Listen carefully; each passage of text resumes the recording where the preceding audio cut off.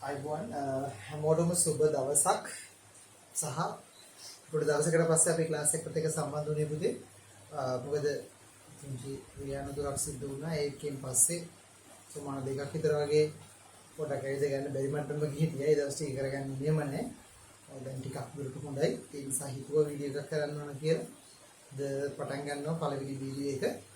අපි ඉස්සෙල්ලා කතා කරපු වීඩියෝස් මාලාවේ ගොඩක් කතා කරේ මේ අවසානයේ දාපු වීඩියෝස් වල මූල්‍ය ප්‍රකාශ ගැලපු බැංකු සිස්ටම් ප්‍රකාශ සම්බන්ධ වීඩියෝ එකක් කරන්න කියලා කෙනෙක් කමෙන්ට් එකක් දාලා තිබ්බා. හැබැයි මට කරගන්න උන්නේ මොකද ඒක වියර් කරන්න මට අවශ්‍ය නැහැ. ඒක වියරයි දැන්. අපි ඒ නිසා අද දවසේ මේ වීඩියෝ එක හරහා බලාපොරොත්තු වෙන මොකද සාමාන්‍ය විදිහට බැංකු සිස්ටම් ප්‍රකාශ කියන විෂය එකකේ පදනම් කරගෙන වීඩියෝ එකක් විදිහට සකස් කරන්න. ඒතර මේ වීඩියෝ එකේ මූලික වශයෙන් අද දවසේ සාකච්ඡා කරන්නේ විභාගෙට එන්න පුළුවන් විකල්ප අවස්ථාවන්. ඒ කියන්නේ බැංකු සිස්ටම් ප්‍රකාශ කියන විෂය එකේ පදනම් කරගෙන විභාගයට ප්‍රශ්න එන්න පුළුවන් මූලික අවස්ථාවන් පිළිබඳව තමයි මේ වීඩියෝ එකේ මූලික වශයෙන් අපි සාකච්ඡා කරන්නේ අද දවසේ. හරි. ඒතර මෙතෙන්දී මම විෂය එකේ මූලික පදනම් වලට එන්න නැත්නම් මුල් පදනම් වලට එන්න. ඔයාලට මතකද පුතේ මේ විෂය එකේ සාකච්ඡා කරනකොට කිව්වා මම ප්‍රධාන වශයෙන් සංවිධාන ව්‍යුහ දෙකක් පිළිබඳව අපි මේ විෂය එකේ හරහා අධ්‍යයනය කිරීම කරමු. නේද? එකක් අපි ඉන්නවා පුතේ. අපි කියලා කියන්නේ මෙතන ව්‍යාපාරය. අනිත් පැත්තෙන් බැංකුව ඉන්නවා. අපි කියන්නේ ව්‍යාපාරය ව්‍යාපාරික දෘෂ්ටි කෝණයෙන් පුතේ ගනුදෙනු මුදල් පාලන ගිණුම මත පදනම්ව වාර්තා කරන වත්කම් රීතියට අනුකූලව බැංකුව සිය ව්‍යාපාරික ගනුදෙනු පුතේ බැංකු ප්‍රකාශය තුල වාර්තා කරනවා සිය දෘෂ්ටි කෝණය අනුව වගකීම් රීතියට අනුකූලව. එතකොට අපි යම් කාල පරාසයක් ගත්තොත් උදාහරණයක් හැටියට 2021 ගමුකෝ. 21 පස්වෙනි මාසේ පළවෙනිදා ඉඳලා 2021 පස්වෙනි මාසේ 30 වෙනිදා වෙනකන් ගත්තොත් මේ කාල පරාසය තුල පුතේ අපි වාර්තා කරන තොරතුරු ඒ ආකාරයෙන්ම ඒ අදාළ කාල පරාසය තුල බැංකුවත් වාර්තා කිරීම සිදු කළොත් මේ කාලච්ඡේදය අවසානය වෙනකොට පුතේ අපේ මුදල් පාලනය කිරීමේ ශේෂය බැංකුව සකස් කරලා තියෙන බැංකු ප්‍රකාශයේ ශේෂයට සමාන වෙනවා. හැබැයි යම් අවස්ථාවක් තුල අපි යම් ගනුදෙනුවක් පිටපත් කිරීමේදී වරදක් සිදු කළා තියෙනවා නම් හරි බැංකුව සිය බැංකු ප්‍රකාශය තුල ගනුදෙනු පිටපත් කිරීමේ වරදක් කළොත් හරි මේ ශේෂ අසමාන වෙනවා. අපි ඕවා කතා කරපු දේවල් මේ චුට්ටක් කාලයකට පස්සේ මේ වීඩියෝ එක දාන නිසා මතක් කරන්න තමයි මේ දේවල් ටික මූලික වශයෙන් කියන්නේ. එතකොට මේ අසමානතාවයට බලපාන ප්‍රධාන දෝෂ දෙකක් තියෙනවා. අපි මේ දෝෂ දෙක පුතේ වර්ග කරගන්නවා අභ්‍යන්තර වැරදි සහ තව විදිහකට වර්ග කළොත් පුතේ ඊළඟ කෙනා බාහිර වැරදි. ඒක බාහිර වැරදි. අභ්‍යන්තර වැරදි කියන්නේ පුතේ අපි මුදල් පාලන ගිණුම පිළියෙල කිරීමේදී සැලකිල්ලටගෙන නැති ගනුදෙනු අපි කියන පුතේ අභ්‍යන්තර වැරදි. බැංකුව බැංකු ප්‍රකාශයේ පිළියෙල කිරීමේදී සැලකිල්ලටගෙන නොමැති ගනුදෙනු අපි කියන පුතේ බාහිර වැරදි. ඒතර මේ වැරදි හේවත් දෝෂ අපිට පුතේ තව ආකාරයකට වර්ග කරන්න පුළුවන්. එහෙම ගත්තොත් කොටස් තුනක් තියෙනවා. හරි? මේකත් ඔයාලා දන්නවා. මොනවද? වැරදි තියෙනවා. ඊට පස්සේ පුතේ මග හැරීම් තියෙනවා. මග හැරීම් ඊළඟට පුතේ කාල වෙනස් වීම තියෙනවා. වැරදි මග හැරීම් කාල වෙනස්. පුතේ වැරදි කියලා කියන්නේ අපි අපේ මුදල් පාලන ගිණුම පිළියෙල කිරීම තුළ හෝ බැංකුව සිය බැංකු ප්‍රකාශය පිළියෙල කිරීමේදී සිදු කරන සටහන්මය හෝ සංඛ්‍යාත්මක දෝෂයන්ට අපි කියනවා වැරදි. කියන්නේ හරබැර මාරු කිරීම වාර්තා වීමක් වෙන්න පුළුවන්. රුපියල් ලගේ පුතේ 10000ක් විදිහට 550ක් විදිහට වාර්තා වීමක් සංඛ්‍යාත්මක වශයෙන් වරදක් වෙන්න පුළුවන්. ඒක අභ්‍යන්තර වරදක් වුණොත් ඒක පුතේ ව්‍යාපාරික නැත්නම් මුදල් පාලන ගිණුමට දාලා වරදක් වුණොත් ඒක අභ්‍යන්තර වරදක්. බැංකු ප්‍රකාශයට දාලා වරදක් වුණොත් පුතේ ඒක බාහිර වරදක් බවට පත් වෙනවා. මගහැරීම් කියන්නේ අපි අපේ මුදල් පාලන ගිණුම පිළියෙල කිරීමේදී පුතේ සැලකිල්ලටගෙන නැති එහෙත් බැංකු ප්‍රකාශය තුල නැත්නම් බැංකු ප්‍රකාශය තුල ව්‍යාපාරික ගනුදෙනුව පිටපත් කර ඇති සංකල්පයන්ට අපි කියනකොට මගහැරීම් කියලා. ඒතර මේ මගහැරීම් ප්‍රධාන වශයෙන් අපි කියන්නේ අභ්‍යන්තරික දෝෂ. උදාහරණයක් විදිහට තැන්පත් කළ නමුත් උපලබ්ධි නෝෂිකපත් නෙමෙයි මොනවාද? තැන්පතු අගරු, නිකුතු අගරු, බැංකු ගාස්තු, චෙක් පොත් ගාස්තු, හරබදු, ඔයගේ දේවල් සෘජු ප්‍රේෂණ මෙන්න මේවා පුතේ අපි කියනවා මගහැරීම් කියලා. කාල වෙනස් වීම කියලා කියන්නේ අපි අපේ මුදල් පාලන කිරීමේ වාර්තා කරලා තියෙනවා. නමුත් ඒ අදාළ කාල සීමාවේ බැංකුව පුතේ බැංකු ප්‍රකාශය සකස් කිරීමේදී සැලකිල්ලට ගෙන නැති ව්‍යාපාරික ගනුදෙනු. අපි කියනවා ප්‍රධාන දෝෂ දෙකයි. තැන්පත් කළ මුත් උපලබ්ධි නොවූ, නිකුත් කළ මුත් ජීවීමට ඉදිරිපත් නොවූ. ඒතර මෙතනදී පුතේ මේ අභ්‍යන්තර වැරදි නැත්තම් වැරදි සහ මගහැරීම් පදනම් කරගෙන අපි පිළියෙල කරනවා ඒ වැරදි නිවැරදි කිරීම සඳහා සංශෝධිත මුදල් පාලන ගිණුම බාහිර වැරදි පුතේ සැසඳීම සඳහා නැත්නම් වැරදි සහ කාල වෙනස් වීම සැසඳීම සඳහා අපි සකස් කරනවා බැංකු සැසඳුම් ප්‍රකාශය. මෙන්න මේක තමයි පුතේ මූලික වාර්තාවන් දෙක. ඒතර මේ වාර්තාවන් දෙක පිළියෙල කිරීමේදී විභාගෙට ප්‍රශ්න එන්න පුළුවන්. නැත්නම් විභාග ප්‍රශ්න ගොඩනගෙන්න පුළුවන් මූලික ආකාර 16ක් තියෙනවා. කීයද 16? හරි. දැන් කල්පනා කරන්නේ එච්චරම කතා කරේ නෑ වගේ නේ. 16ක් තියෙනවා. මේ 16න් O level වලට තියෙන්නේ එකයි. හරිද? දැනට A level වලට මේ 16ම තියෙනවා. හැබැයි මේ 16න් පුතේ 9යි ඔයාලට ඇහිලා තියෙන්නේ මේ වෙනකොට A level වලට ක්‍රමවේද. අනිත් ඒවා එන්න පුළුවන් උගන්වන්න ඕන. හැබැයි මේ 16ම ඇවිල්ලා නැහැ. හරි O level වලට නම් එන්නේ එකයි. මේක ඉතින් කිසි අවුලක් නැහැ. හරි ලේසි වැඩේ කරගෙන යන්න පුළුවන්.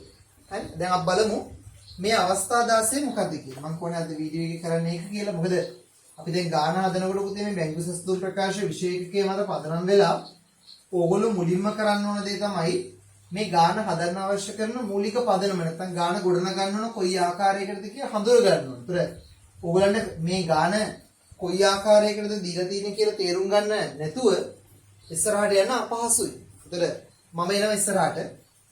පුතේ මෙතන සම්බන්ධතාවයෙන් ටික ගත්තොත් පළවෙනියට. හරි. පළවෙනියට කරන්නේ පුතේ අපි ව්‍යාපාරික අභ්‍යන්තර වැරදි ටික අරගෙන හරි හදනවා පුතේ ව්‍යාපාර ආයතනයට දාලව කවුද සංශෝධිත මුදල් පාලන ගිණුම ඔන්න ඔය වාර්තාව හදමු. ඊට පස්සේ පුතේ අපි ව්‍යාපාරයේ බාහිර වැරදි ටික අරගෙන හදනවා මේ ව්‍යාපාර සංවිධාන ව්‍යුහයට අදාළව කවුද පුතේ ව්‍යාපාර ආයතනයේ බැංකු සැසඳුම් ප්‍රකාශය මම මේ කෙටි කරලා ලියනවා. මේක තමයි ජනප්‍රියම ක්‍රමවේදය. ඒතර මේකේ හරිද සංශෝධිත මුදල් පාලන ගිණුමට අනුව පුතේ ආරම්භක ශේෂය ඒ වගේම පුතේ ව්‍යාපාරික අවසන් ශේෂය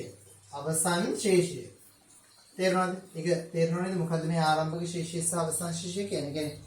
සංශෝධනයේ පෙර මුලින් ශේෂයක් කියනවා. ඊට පස්සේ අපි ඒක පුතේ අභ්‍යන්තර වර්ධි කළපලා සංශෝධනය කරගන්නවා. ඒක තමයි මේ අවසන් ශේෂය. නැත්නම් පසු ශේෂය කියලා කියන්නේ. ඒතර මේ අවස්ථාවන් අනුකූලව බැංකු සැසඳුම් ප්‍රකාශය සකස් කරන අවස්ථාවන් තියෙනවා.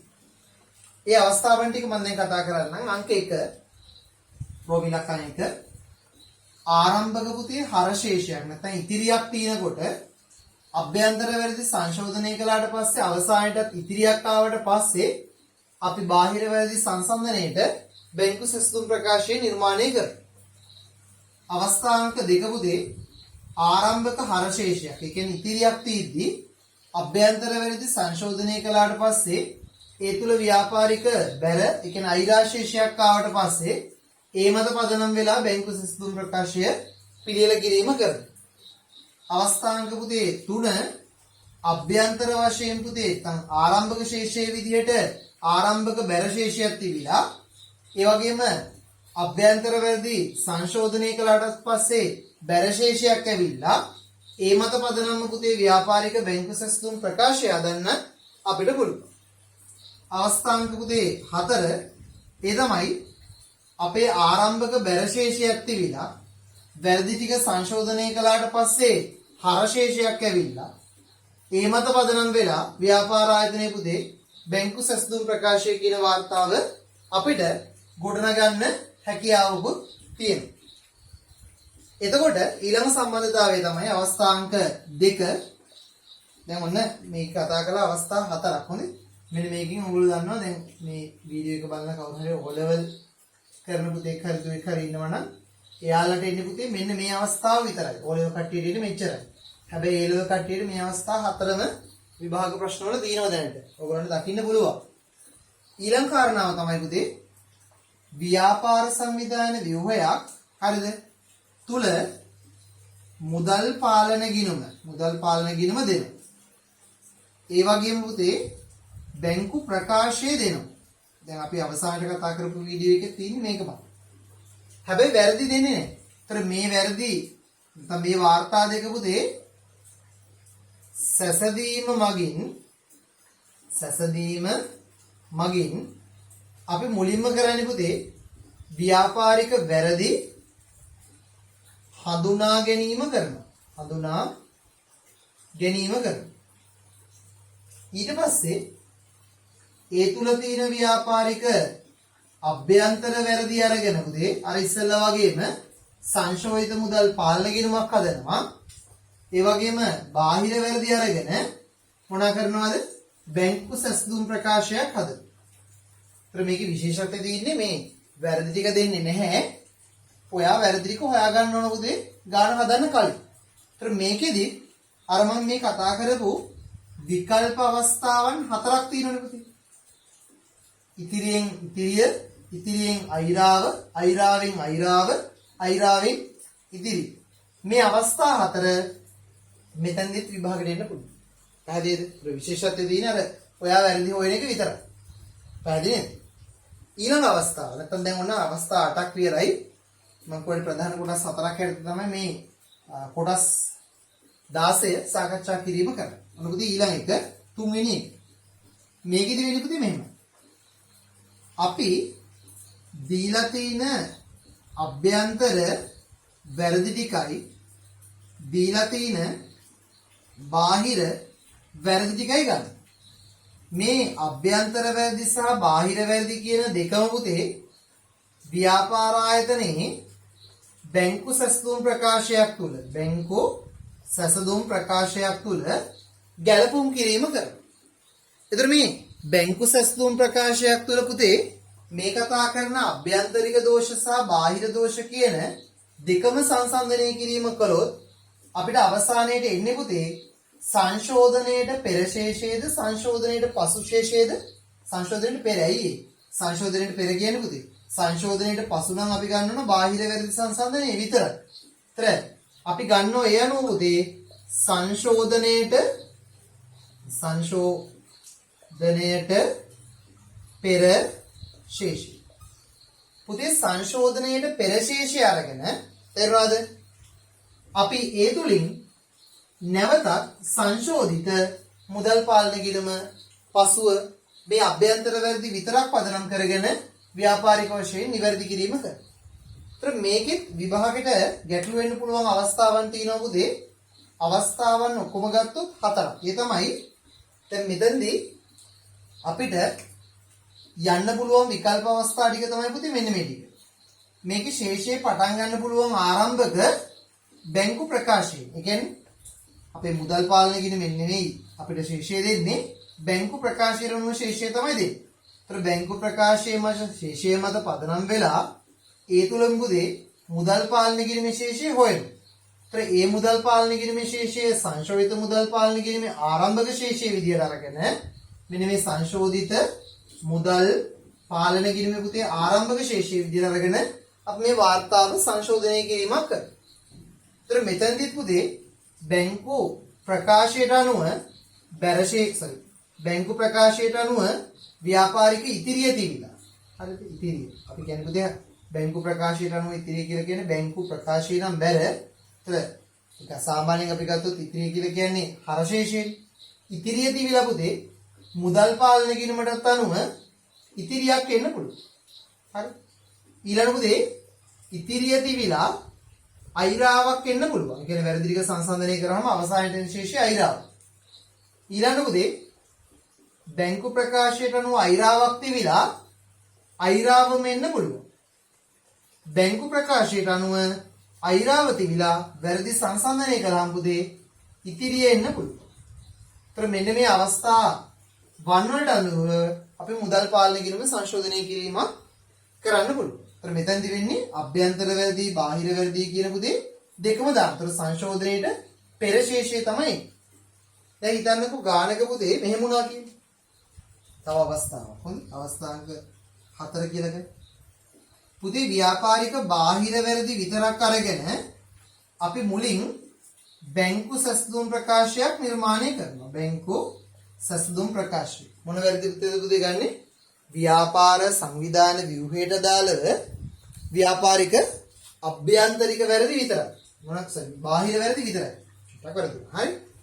ඒතර බාහිර වැරදි විතරක් ගත්තොත් අපිට එන්නේ පුතේ මොන ශේෂයේද? සංශෝධිත ශේෂය. ඒතර මෙතන පුතේ අපිට උත්තරේ විදියට එන්නේ සංශෝධනයට පසු ශේෂය. හරිද? අපි ඉස්සර කතා කරේ සංශෝධනයට පෙර ගියනවා කියලානේ. දැන් එන්නේ පසු වගේ. ඒතර සංශෝධනයට පසු වගේ આવොත් ඔයාට මුදල් පාලන ගිණුම හදනකොට නැත්තම් පුතේ ඔයා විසින් ඔයාගේ සංශෝධිත මුදල් පාලන ගිණුම නිර්මාණය කරනකොට පුතේ පාලන ගිණුම නිර්මාණය කරනකොට ඔයා යන්නේ රිවර්ස් එකක්. ඒ කියන්නේ සංශෝධිත ශේෂය මුලින් පිටපත් කරගෙන පුතේ ඒ මත පදනම් වෙලා ඔයාට සිද්ධ වෙනවා ආරම්භක ඉතිරිය හෝ අයිරාව හොය. පැහැදිලිද? ඒතර මේකේ අර වගේ තමයි. මෙතන පුතේ පටන් ගන්න බැංකු ප්‍රකාශයට අනුව ශේෂයෙන්. ඒතර ඒකෙත් මෙන්න මේ අවස්ථාවන් ටිකම මේ අවස්ථාවන් හතරම ඒ කියන්නේ ඉතිරියෙන් ඉතිරිය ඉතිරියෙන් අයිරාව අයිරාවෙන් අයිරාව අයිරාවෙන් ඉතිරිය කියන අවස්ථාවන් ටිකම පුතේ මෙතනට සම්බන්ධ වෙන්න පුළුවන්. ඒතර ඔන්න අවස්ථාවන් 4යි 4යි 4යි 4යි 4 වරක් 4 16. ওই 16 තමයි පුතේ විභාගෙට එන්නේ. හැබැයි ඔයගොල්ලෝ සාමාන්‍යයෙන් දන්නවා විශේෂයෙන් ගත්තොත් වැඩිපුරම මේකෙන් ඇවිල්ලා තියෙන්නේ යම් සීමිත අවස්ථාවන් ප්‍රමාණයක් විතර. පැහැදිලිද? මම කොහොම 9ක් කියලා බලමු ඉස්සරහට කොහොමද ඉස්සරහ වීඩියෝස් එක කොහොමද පුතේ මේ 9 හඳුනගන්නේ කියලා. මම මේ 9ට අදාළව ගණන් 9ක් ඉස්සරහට හදන්න බලාපොරොත්තු වෙනවා. අවස්ථාවක් තිබ්බොත් ඊටු ටිකක් කරගෙන යම් කාලයක් යයි. ඊළඟට ආපහු බැංකු සැසඳුම් ප්‍රකාශ වීඩියෝ එකක් තමයි දාන්නේ මේකෙන් පස්සේ. ඒතර ඒ වීඩියෝ එකෙන් මම මූලික වශයෙන් විභාග අවුරුදු ප්‍රශ්න පදනම් කරගෙන තමයි පුතේ ගණන් සාකච්ඡා කරන්න බලාපොරොත්තු වෙන්නේ. මොකද ඒක ලේසි, ඔයාලට ලේසි, මටත් ලේසි. මොකද ඔයාලට කෙලින්ම කියද හැකි මෙන්න මේ පාස් පේපර් එක කියලා. ඒ වෙලාවට වීඩියෝ එක නතර කරගත්තා, පාස් පේපර් එක ගත්තා, ගාන දිනනවා. ඒක හොඳට බලාගත්තා. මම ක්ලාස් එකේ උගන්වන දේවල් ටික ඔයාලට හදා ගන්න දෙන්න. අඩුපාඩු අඳුර ගන්න, කරන විදිහ තේරුම් ගන්න දෙන්න. අපි ඒ නිසා A level papers මත පදනම් වෙලා ඉස්සරහට ගණන් ටික සාකච්ඡා කරමු. O level කරන කට්ටිය බැලුවට කමක් නැහැ ඉස්සරහ වීඩියෝස්. හැබැයි ඒකට ලොකු වට වැදගත් වෙන එකක් නැහැ. පොඩ්ඩක් සංකීර්ණ වගේ දැනෙයි. ඒ නිසා නොබිලුවත් ප්‍රශ්නකුත් නැහැ. ඒතර අපි මෙතනින් අද දවසේ අපේ අද දවසේ වීඩියෝ එක අවසන් වෙනවා. ඊළඟ වීඩියෝ එකත් එක්ක පුතේ අපි විභාග අවුරුදු පත පදනම් වෙලා වෙන වෙනම අපි කොහොමද මේ ආකෘති රාමුවන්ට අනුකූලව ගණන් ගොඩනගන්නේ, ඒවා ගොඩනගද්දී අපි සැලකිලිට ගත යුතු සාධක මොනවද කියන දේවල් පිළිබඳව සාකච්ඡා කරමු. එහෙනම් හැමෝටම සුබ දවසක්. අපි ඊළඟ වීඩියෝ එකත් එක්ක ඉක්මනට සම්බන්ධ වෙමු.